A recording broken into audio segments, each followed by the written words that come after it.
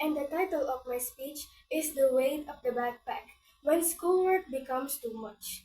This speech reflects the voice of many students who experience the pressure of continuous school tasks, a reminder that while learning is important, balance is just as essential. As a student, I know how it feels to stay up late just to finish requirements, projects, and online submissions.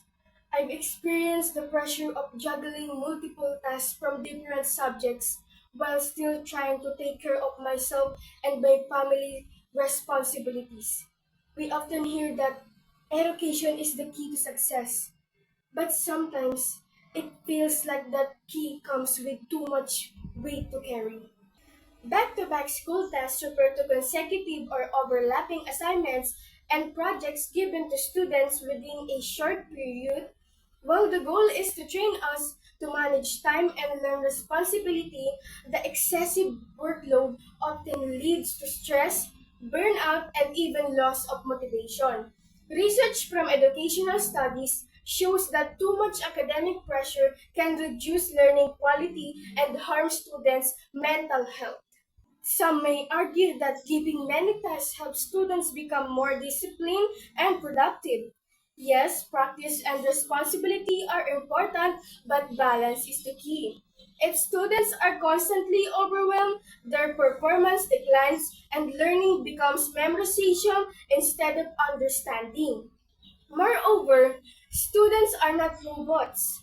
We need rest, social connection, and creativity. Assignments should enhance learning, not exhaust it. School must recognize that quality of tasks is better than quantity. Instead of piling projects, teachers could assign meaningful activities that test comprehension, not endurance.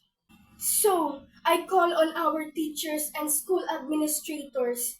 Let us make learning healthier and more effective. Give students enough time to learn, reflect, and grow. Let's promote balanced education, one that values well being as much as grades. To my fellow students, let's speak up respectfully when workloads become too much and support each other through kindness, not competition. Together, we can build school environment that nurtures both mind and heart. Let's remember, true learning doesn't come from sleepless nights, but from understanding and inspiration. Thank you.